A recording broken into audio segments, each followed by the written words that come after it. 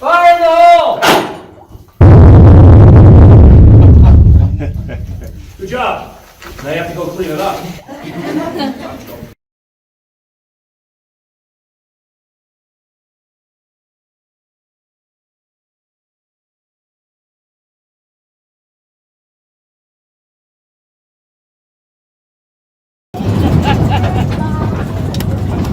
A little tight up top.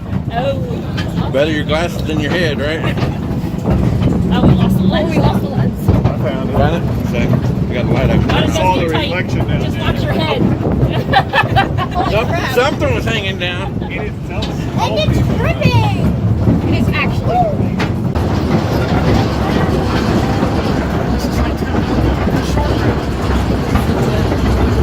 Oh, Dr. Jones! Stop.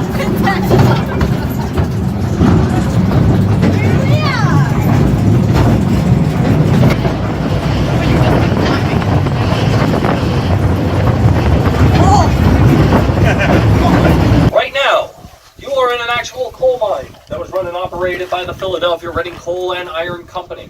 35 men, 10 mules, and a handful of young boys. And with a workforce such as that, they were responsible for getting out of here 400 tons of coal out of here each day. The exact area that we stopped at is the Mammoth Vein. And this is the largest vein of anthracite coal in the world. Right now, you're in the heart of the anthracite coal region. There is no other place in the United States that has as much anthracite coal in one area as where you are sitting right now. What I am going to do, I'm going to move these corks up further. We're going to stop. We're going to get out. And I'm going to show everyone how they mined coal out of here. We're also going to talk a little bit about history and geology. You can't see this now. You'll see this when you walk past here. But if you take a look right here, you can see that we do have another vein of coal. Now, it's nowhere near the size of the Mammoth vein, but this is a good example of how anthracite is found in this region. And it is found in these veins like this. And the reason why they categorize them in the veins is because they are sandwiched in between two different rock layers. This rock layer right here, this is what is known as the bottom rock. This one right here is what is known as the top rock. And everything all in between here is all anthracite coal, and it does run vertically 400 feet all the way up to the surface, because right now we are 400 feet underground. And if you take a look here, you notice that we have a miner here. What our miner is demonstrating is one of the first processes of taking coal out of the mine. When you find these veins of coal, you drill straight into the vein, usually drill around 6 holes. In these 6 holes, you pack them with dynamite, the dynamite explodes, and all the coal comes falling down through something known as a chute. Oh, really deep in here. Take a look right here, see this area, see this ladder? This is what is known as a manway, and this is where our miner over there go to work every day. What he would do is he would climb all the way up top of there. That's where he would drill the holes, that's where he would set the charges. After he got done doing that, he would climb back down here, he would go to a safe distance, he would set the charges off, there'll be an explosion, and all the coal come falling down through the chutes.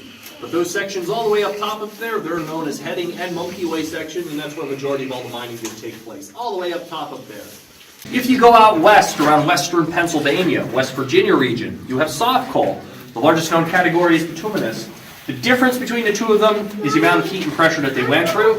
Anthracite went through an extra amount of heat and pressure. What caused that in this region was the two land masses colliding. This caused the coal to go through a metamorphosis, where soft coal has not gone through the extra heat and pressure, so it has not gone through the metamorphosis. So, the two major geological differences between the two types of coal is that hard coal or anthracite is metamorphic rock, where soft coal in all its variants is all considered sedimentary rock.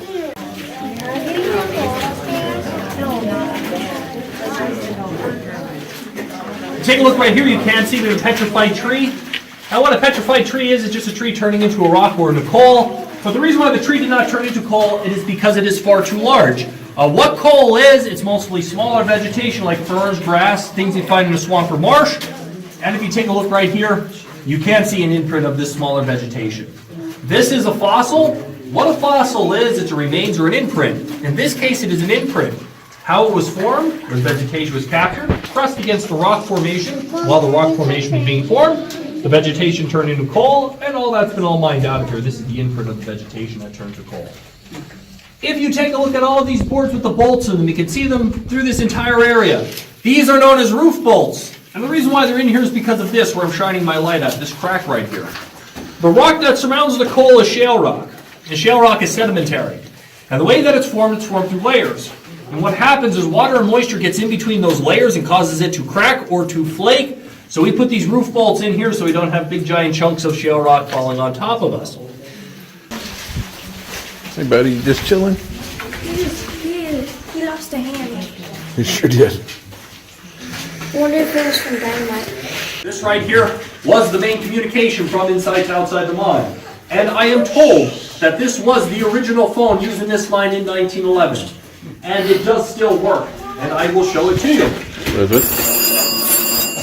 All you would have to do is turn that generates electricity, and you can talk outside of the mine.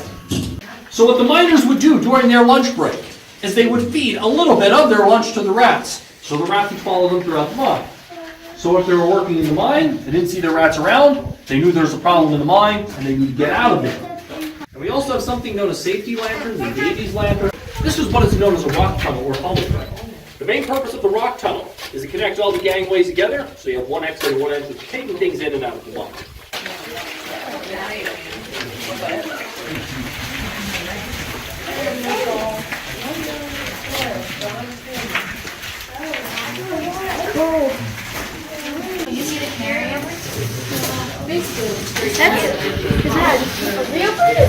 Now right here at the heart and soul of the mine is a mule. Before they had battery-powered motors, although they did spend a majority of their life underground, they were treated very well. And the reason why was because they were very expensive. They were so expensive that if there was ever a problem in the mine, the miners were told to get the mules out first before they can get themselves out.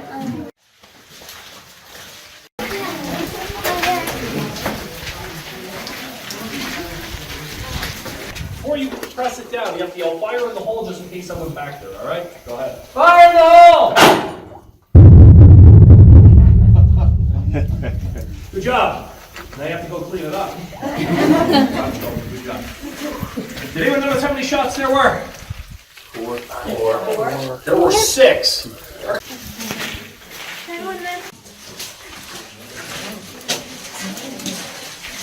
You would roll it underneath the chute.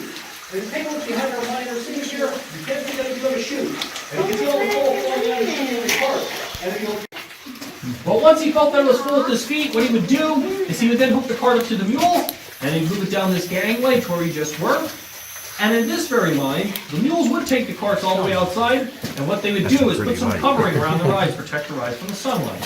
But the mines that the mules stayed inside, how they would get the carts outside is they would unhook the carts from the mules and use gravity to take the carts out. This is known as a sprag. The young boys run alongside of the carts and jam these into the wheels to stop them. This was the most dangerous job in the mine, but we don't do anything like that anymore. Far much better practices, and we have the battery-powered motor that eliminates the entire process altogether.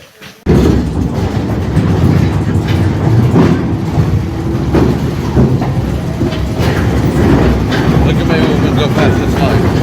What? Look at me when we go past this light.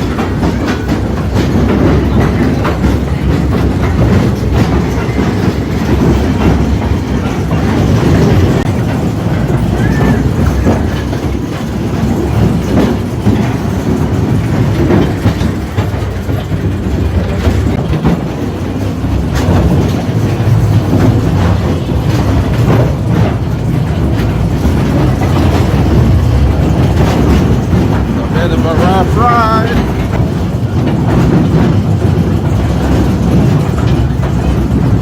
Holmes Maine.